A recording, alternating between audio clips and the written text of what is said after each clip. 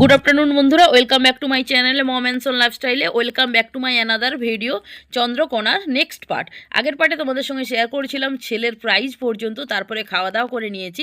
এখন যাচ্ছি আমরা কিন্তু ঘুরতে পশ্চিম মেদিনীপুরে। দারুণ দারুণ কিছু মানে ঘোরার জায়গা রয়েছে, তো সেগুলোই আজকে তোমাদের সঙ্গে শেয়ার করব আমার চ্যানেলে ফার্স্ট টাইম। তো দেখতেই পাচ্ছ তোমরা, খুব সুন্দর কিন্তু একটা জঙ্গলের মধ্য দিয়ে আমরা প্রবেশ করছি। তো হ্যাঁ, আমরা কিন্তু চলে এসেছি। তো কোথায় এসেছি সেটা তো অবশ্যই তোমাদেরকে শেয়ার করব। তোমরা কি কেউ বুঝতে পারছো? তো চলো তোমাদের সঙ্গে শেয়ার করে দিই। হ্যাঁ, আমরা কিন্তু এসেছি গনগনি, যেটা চন্দ্রকোনা থেকে বেশ কিছুটা দূরে, গড়বেতা পেরিয়ে। তো গনগনির পার্ক অ্যান্ড রিসর্ট। তো এখানে কিন্তু দারুণ দারুণ ঘোরার জায়গা রয়েছে, আর এটা হচ্ছে সুবর্ণরেখা নদী। তো চলো এরপরে আমরা ভেতরে প্রবেশ করি। এখানের প্রবেশ মূল্য রয়েছে মাত্র 5 টাকা। 3 বছরের নিচে যারা রয়েছে তাদের কিন্তু বাচ্চাদের ভাড়া লাগবে না। যাই হোক, আমরা কিন্তু এই যে অরবিন্দ স্যার টিকিট কেটে নিচ্ছেন, আর এই স্যার আমাদের স্যার কিন্তু কাউন্টিং করে নিচ্ছেন আমরা কতজন রয়েছি। রয়েছে আমরা 11 জন। যাই হোক, এখানে কিন্তু দেখো ভেতরে পার্ক মতো রয়েছে, আর পার্কে দেখো দুদিকে কিন্তু দারুণ ফুলের গাছ রয়েছে। আর সত্যি বলছি, দারুণ লাগছে কিন্তু জায়গাটা। আর এই পেঁপে গাছগুলো দেখতে পাচ্ছ, এইটুকু পেঁপে গাছে কত পেঁপে হয়েছে। আমরা বাড়িতে এত সুন্দর করে পেঁপে গাছ লাগাই, কোনোটাতেই পেঁপে হয় না, বাট এখানে দেখো কত সুন্দর লাগছে কিন্তু দেখতে। চলো পুরো ভিডিও দেখতে থাকো। তো বন্ধুরা চলে এলাম, একটু রিলস বানিয়ে নিলাম, এবার তোমাদের সঙ্গে শেয়ার করবো। শুধু কাজু গাছ দেখতে থাকো। কাজু গাছের সঙ্গে কিন্তু রয়েছে কাজু ফুল, যদিও এখনও কাজু হয়নি। আর তোমরা আমার চ্যানেলে অনেক কাজু দেখে নিয়েছো। আর এই যে এখানটাতে গোলাপের গাছ, আর পুরো বাগানটা কিছুটা ওই পরিমল কাননের মতোই। তো চলো একটা ওয়াচ টাওয়ার, এখানে কী রয়েছে উপরে গিয়ে শেয়ার করছি। সিঁড়িটা খুব সুন্দর, বাঁকিয়ে বাঁকিয়ে, অনেক কষ্ট করে সিঁড়ি দিয়ে উঠলাম তোমাদের জন্য। ভিউটা জাস্ট এবার দেখো, ওয়াচ টাওয়ারের উপরের ভিউ, সব লাল মাটি।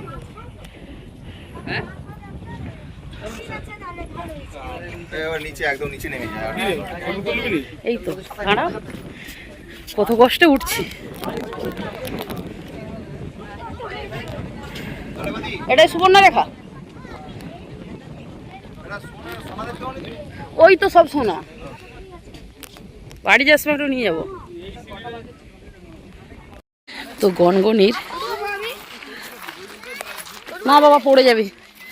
গনগনির শুধু এইগুলো দেখো কি সুন্দর লাগছে, লাল মাটি, পাহাড় কেটে কি দারুণ লাগছে। আমি শুধু উঠতে পারলাম না বলে তোমাদের সঙ্গে শেয়ার করতে পারলাম না।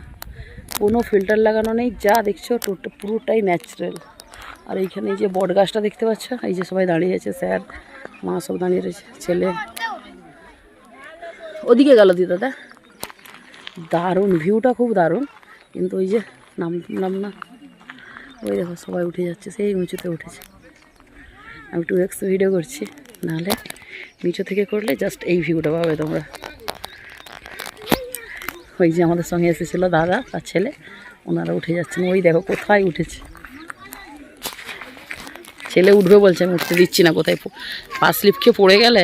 হাই, সেই দাদাটা উঠেছে দেখছিস, যাবি যা, আস্তে আস্তে যদি উঠতে পারিস। এইদিকে আরো ভালো, ভেতর দিকে আরো ভালো ভালো।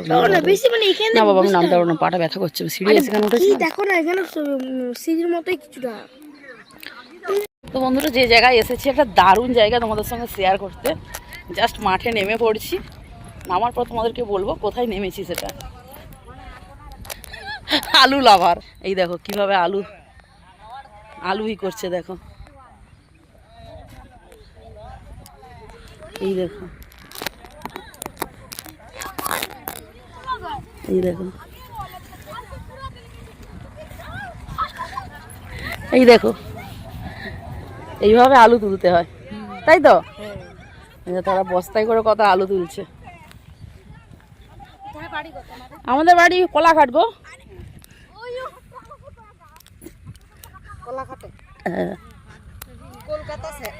হ্যাঁ কলকাতা সে।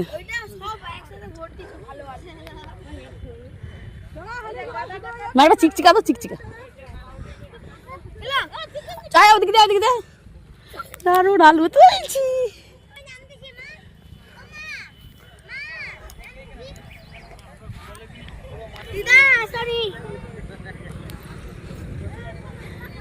চলো আগে দুটো আলু উড়িয়ে দিই। এসব পচা আলু।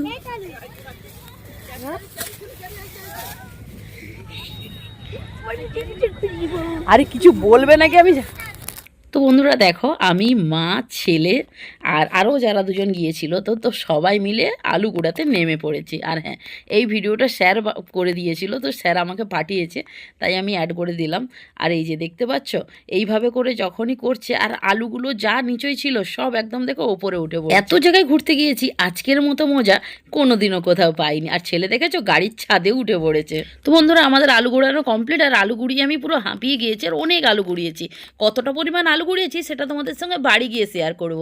তো চলো এখান থেকে বেরিয়ে কিন্তু আজকে যাব আরেকটা দারুণ জায়গায়, তো যেটা আমি কোনোদিনও যাইনি। আর তোমরা কারা কারা গিয়েছো অবশ্যই তো কমেন্টে জানাবে। তো চলো সেখানে গিয়ে দেখা হচ্ছে।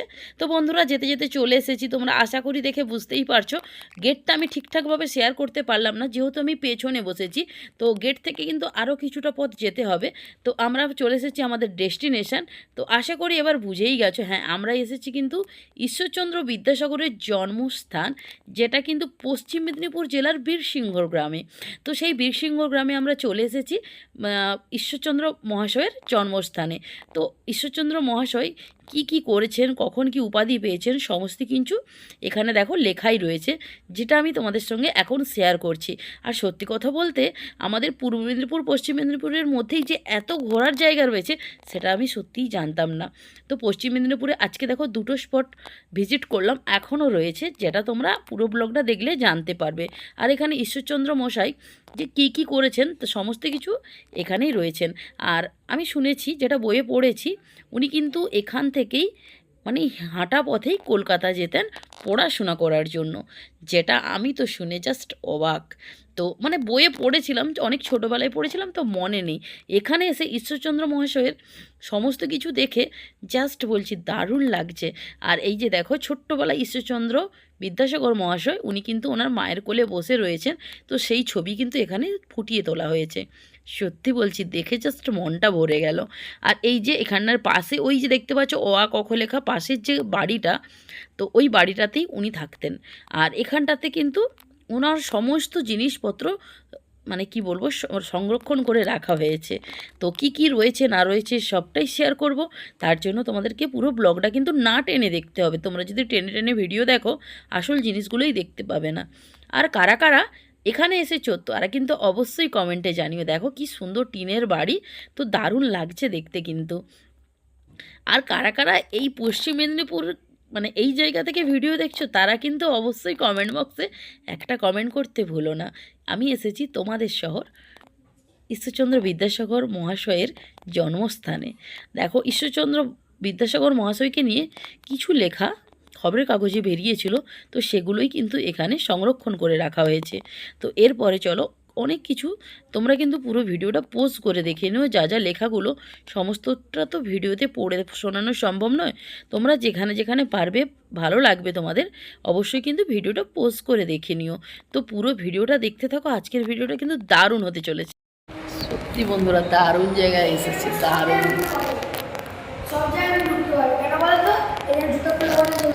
দারুণ। এটা বিদ্যাসাগর হ্যাঁ কী কী করেছে দেখ এখানে দেখ, এইটা দেখ বাবু এদিকে বিদ্যাসাগর মহাশয়ার ব্যবহৃত হুকার বৈঠক, ভিজিটিং কার্ড ছাপানোর, তাম্রফলক, বাঁধানো কৃত্রিম দাঁত, এটা বিদ্যাসাগর মহাশয়ের কৃত্রিম দাঁত, হুকর হচ্ছে বৈঠক, হ্যাঁ। আর হচ্ছে এটা বাঁধানো, এটা হচ্ছে কি তামাক না, এগুলো করে নি। এই দেখো এটা বিদ্যাসাগরের দাঁত।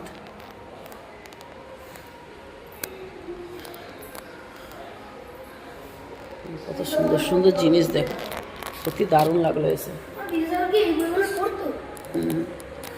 স্থানীয় এলাকা হইতে সংগৃহীত প্রত্নতালীন দর্শন, কি সুন্দর সুন্দর জিনিসগুলো খালি দেখো তোমরা, খুব ভালো লাগছে দেখতে। এটা দেখো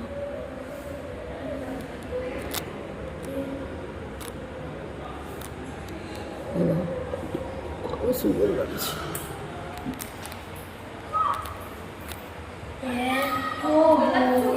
ওই দিকে এখন বইগুলো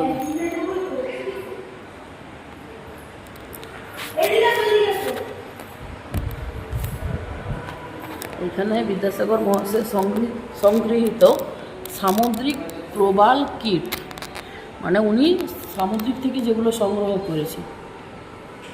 তারপর এখানে কিছু লেখা রয়েছে। আর এখানে বিদ্যাসাগর মহাশয় ব্যবহৃত ধাতু নির্মিত বাতি, নির্বাপনী, ধাতু নির্মিত পেপার, ওয়েট মানি ব্যাগ। আচ্ছা, এটা মানি ব্যাগ ইউজ করতো, ধাতু নির্মিত পেপার। আচ্ছা,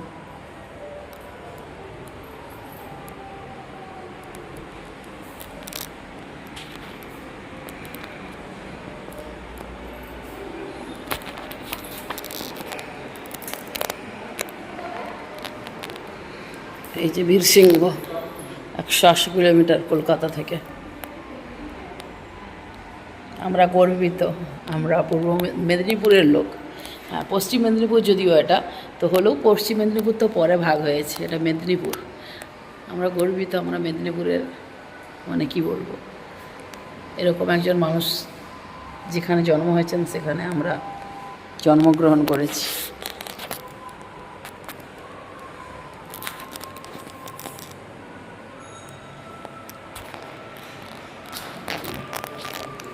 দেখো, বংশলতিকা ঈশ্বরচন্দ্র বিদ্যাসাগর মহাশয়ের পিতৃবংশ, ভুবনেশ্বর বন্দ্যোপাধ্যায়, বিদ্যালঙ্কার, গ্রাম বনমানীপুর, মহকুমা আরামবাগ, জেলা হুগলি।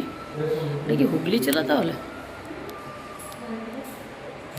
ওনারা হুগলি জেলায় হয়েছিলেন। তারপরে ওনাদের বংশধর ভগবতী দেবী, ঠাকুরদাস বন্দ্যোপাধ্যায়, ভগবতী দেবী, ঈশ্বরচন্দ্র বিদ্যাসাগর, ওনার জন্ম বীরসিংহ, পশ্চিম মেদিনীপুর। তো ভেতর থেকে বেরিয়ে এখন চলে এসেছি বাইরে, অনেক কিছু রয়েছে। তো দেখো, মানে বিদ্যাসাগর মহাশয় কি কি করেছেন সমস্ত কিছু কিন্তু এইভাবে ফুটিয়ে তুলেছেন। তো তোমরা যারা যারা এখনো পর্যন্ত এই জায়গাতে যাওনি, তো তোমরা অবশ্যই কিন্তু একবার এই জায়গাতে ভিজিট করো। পশ্চিম মেদিনীপুর জেলার বীরসিংহ গ্রামে অবশ্যই কিন্তু একবার ভিজিট করো। সব থেকে ভালো, বাচ্চাদেরকে নিয়ে গেলে বাচ্চাদের অনেক কিছু শেখাও হবে আর অনেক কিছু জানাও হবে। তো যাই হোক, সত্যি বলছি আমাদের দারুণ লেগেছে এই জায়গাটা। এর আগে তোমাদের সঙ্গে শেয়ার করেছিলাম শরৎচন্দ্রের বাড়ি, তো সেটাও সত্যি বলছি যেমন ভালো লেগেছিল এখানে আরও ভালো লাগছে। তো তোমরা অবশ্যই কিন্তু একবার হলেও ভিজিট করো। তো আশা করি তোমাদেরও ভালো লাগবে। আর দেখো, বিদ্যাসাগর মহাশয় এই পাশে এখানে দেখো কিভাবে শিক্ষাদান দিতেন, মানে পড়াশুনো শেখাতেন বাচ্চাদেরকে। তো সেটাও দেখো খুব সুন্দর করে ফুটিয়ে তুলেছেন কিন্তু। সত্যি বলছি এখানে এসে না জাস্ট মনটা শান্ত হয়ে গেল। আর এই যে দেখো বিদ্যাসাগর মহাশয়ের এত সুন্দর একটা ফটো, দারুণ দারুণ জিনিস রয়েছে এখানে, সত্যি বলছি খুব ভালো লাগলো। আর এখানে একটা পুরনো দিনের কুয়ো রয়েছে। তো হয়তো এখানেই বিদ্যাসাগর মহাশয় এখান থেকে জল তুলে ব্যবহার করতেন, কিন্তু এখন কিন্তু এই কুয়োতে কোনো জল নেই। তো চলো এরপরে বাইরে যাই। যেই বাড়িটা তোমাদেরকে একটু আগেই দেখিয়েছিলাম, তো সেই বাড়িটা যদিও অন্ধকার হয়ে গিয়েছে, তো এই বাড়িটাতেই কিন্তু ঈশ্বরচন্দ্র বিদ্যাসাগর মহাশয় এই বাড়িতেই কিন্তু বসবাস করতেন। তো যাই হোক, এখন অনেক পুরনো হয়ে গিয়েছে, তো তবুও কিন্তু খুব সুন্দর লাগছে দেখতে কিন্তু। আর এখানে একটা দেখো, ঢোকার মুখেই কিন্তু পার্ক রয়েছে, যেখানে ছেলে আমার দোলনায় দুলছে। তো সত্যি বলছি এখানে এসে জাস্ট মনটা কিন্তু শান্ত হয়ে গেল আর খুবই ভালো লাগলো। এরকম একটা জায়গায় আসবো সত্যি ভাবতে পারিনি। আর এই জায়গাটা যেখানে রয়েছে সেটা আমার সত্যি জানাও ছিল না। তো যদি জানা থাকতো তো অনেক দিন আগেই আমরা ঘুরে চলে যেতাম। তো যাই হোক, চলো আবার একটা স্পটে গিয়ে দেখা বন্ধুরা। এখন এসেছি আরেকটা, এখন একটা দারুণ স্পটে এসেছি, এই যে অনুকূল ঠাকুরের মন্দিরে। মন্দির তো বন্ধুরা, মন্দিরের ভেতরে ভিডিও করা অ্যালাউ ছিল না, তাই আমরা কেউ ভিডিও করিনি। তো এই যে কড়াগুলো দেখতে পাচ্ছ, কড়াগুলোতে হচ্ছে রান্না করা হয়। যখন মন্দিরের অনুষ্ঠান হয় তখন এই কড়াগুলোতে রান্না করা হয়। কড়াগুলো দেখে বুঝতে পারছো কত বড় কড়া। তো আমি তো জাস্ট দেখে অবাক, এত বড় কড়া। তো যাই হোক, মন্দিরের চারপাশটা ঘুরলাম, ঠাকুর দেখলাম, খুবই ভালো লাগলো। তো অবশ্যই কিন্তু তোমরা জানিও আজকের ভিডিওটা কেমন লাগলো। তো আমাদের তো দারুণ লেগেছে। আর এইটা হচ্ছে কি ফুল, তোমরা কিন্তু কেউ জানলে অবশ্যই কমেন্টে জানিও। তো চলো পরে দেখা হচ্ছে। এই যে আমাদের ডেস্টিনেশন শেষ, মানে প্রায় শেষ। এবার দেখো খালি পুরো একদম ছাদ ফাঁকা গেছিলাম, ছাদ পুরো লোড। এই যে প্রথম ডেস্টিনেশনের নাম দেয়। গুড ইভিনিং বন্ধুরা, বাড়ি চলে এসেছি, এখন বাজে 9:20। আর আমাদের আলু গুঁড়ানোর ভিডিও আমি জানি না কতটা করতে পেরেছি, কারণ আমি বেশি ভিডিও করতে পারিনি। তারপর তো আলু গুঁড়াতে লেগে গেছি। স্যারের কাছে কিছু ভিডিও রয়েছে, সেগুলো সব অ্যাড করে দেবো। আর এই যে কত খালি আলু নিয়ে এসেছি দেখ। এখনো ক্লাইম্বার সবই বাকি এইটা আছে, এই যে এইগুলো একটা ব্যাগ, তারপরে এখানে এগুলো বস্তা। সব মানে কি বলবো গুড়িয়েছে এখানে এখানে এই বস্তা, আবার এখন এই যে এখানে। ঢালা হচ্ছে, এটা শেষে মা গুড়িয়েছে একা। না এই আমি এতগুলো। বলেছি আমি হ্যাঁ মা ও আর মা বেশি গুড়িয়েছে, আমি মানে শেষের দিকে আর কোমরে পারিনি, এত কোমরের যন্ত্রণা হচ্ছে। এইখানে তো এক ঝোড়া আলু, ওটাও এক ঝোড়া হয়ে যাবে মা।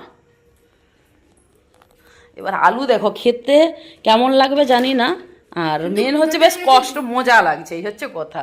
আর দারুণ, আজকের ট্রিপে কিন্তু দারুণ মজা হয়েছে বল, সবাই বলছে বল দারুণ মজা হয়েছে।